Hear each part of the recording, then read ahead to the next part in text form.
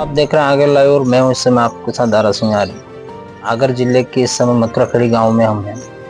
पहले भी हमने आपको एक इंटरव्यू के माध्यम से अरुण मालवी जो कि एमपीपीएससी फाइट करके आबकारी अधिकारी बने थे फिलहाल और हमारे साथ बैठे हुए भी हैं, उनका स्वागत है चैनल में। जी सर, बहुत बहुत शुक्रिया।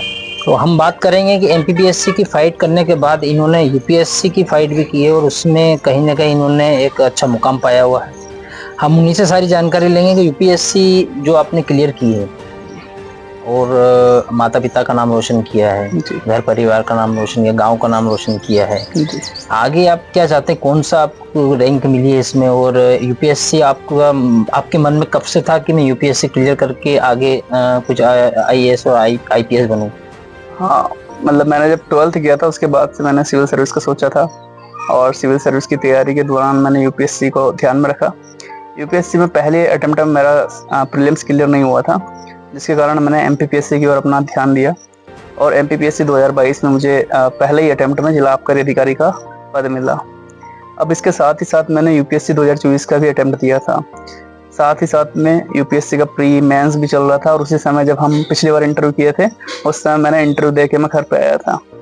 अब उसका रिजल्ट आना बाकी था, तो 22 अप्रैल के दिन यूपीएससी का रिजल्ट आया और यूपीएससी के रिजल्ट में मेरा नाम जो था, वो हम बोलते हैं कि यूपीएससी की सबसे हॉली पीडीएफ होती है, उस पीडीएफ में नाम आना अपने आप में बड़ी बात होती है।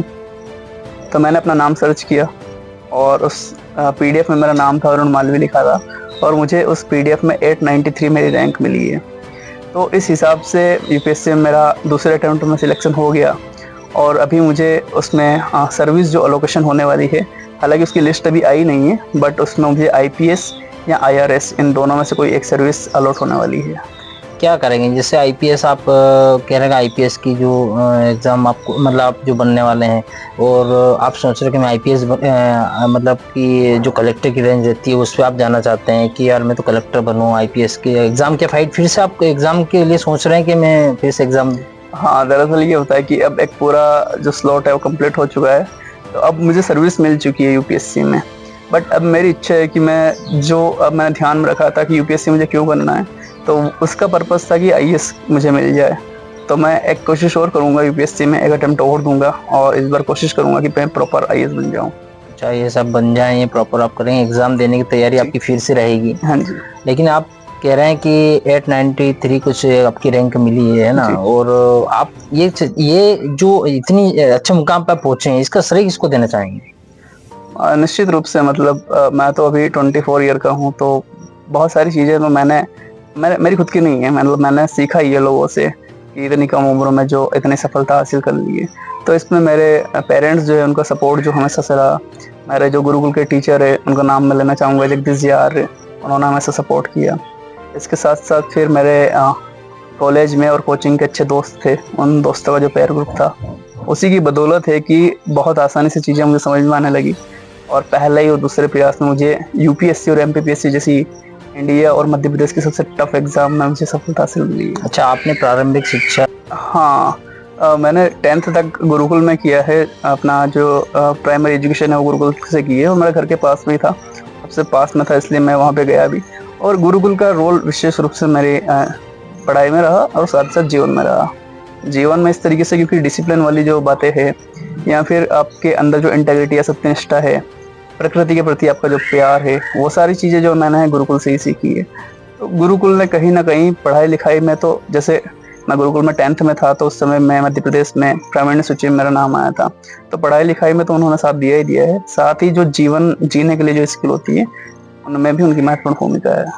जैसे कि हम बता दें कि इनके जो बड़े भाई हैं किराने का व्यवसाय भी करते हैं, यहीं घर के पास ही उन्होंने अपनी दुकान डाल रखी है, छोटी सी दुकान है जहाँ किराना का व्यवसाय करते। पिताजी जो हैं शासकीय शिक्षक हैं, जो बच्चों को संस्कार देने का काम भी करते हैं। परिवार एक मध्यम परिवार से निकले हैं अरुण जी, और कहीं ना कहीं देखने में आ रहा है कि आज उनके अंदर जो 24 ईयर मतलब उनकी एज है अभी, और इसी एज में उन्होंने यूपीएससी भी इन्होंने क्लियर की है।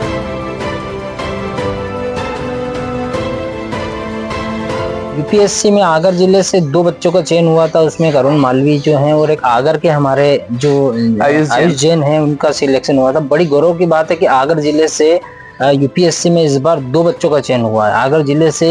इसके पहले किसी भी यूपीएससी में किसी भी छात्र का चयन नहीं हुआ है। मैं अरुण माली से पूछना चाहूंगा कि जो इंटरव्यू हुआ था, जी है ना, आगर मालवा से 2 बच्चों का चयन हुआ है, एक आपका और एक और आगर के जो आयुष जैन है उनका हुआ है। तो आपसे आगर के जिले के बारे में कुछ जानकारी वहाँ पे पूछी गई थी क्या? हाँ सर, मतलब 5 लोग बैठे थे इंटरव्यू बोर्ड में, उसमें जो दूसरे मेंबर थे उन्होंने आगर जिले के ऊपर ही पूछा था पूरा।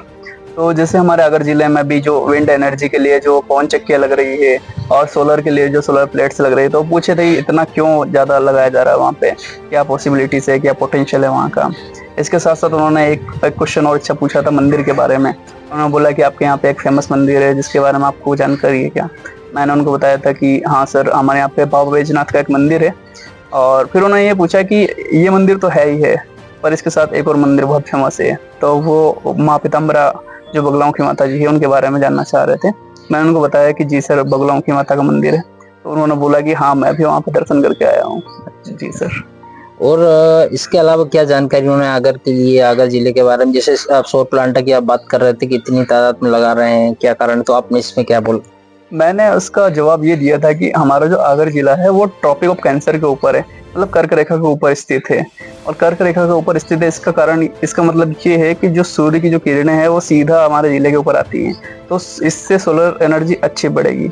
दूसरा, पवन चक्कियों के बारे में मैंने उनको जवाब दिया था कि हमारा प्लेट्यू है, पठार क्षेत्र है, तो यहाँ कुछ ऊपर जगह होती है, बहुत सारे पठारी क्षेत्र है, तो वहाँ पे पवन चक्कियाँ यदि लगाएंगे हम, तो पवन चक्कियों में जो एवरेज हवा आनी होती है 9 मील वाली, वो मिल जाती है आसानी से। इसके कारण मैंने इसका इस तरीके से जवाब दिया था। चलिए, ये यूपीएससी इंटरव्यू में आगर जिले का भी कहीं ना कहीं जिक्र किया था और उसका सहजता, मतलब एक सहज भाव से अरुण जी ने मतलब उसका जवाब दिया।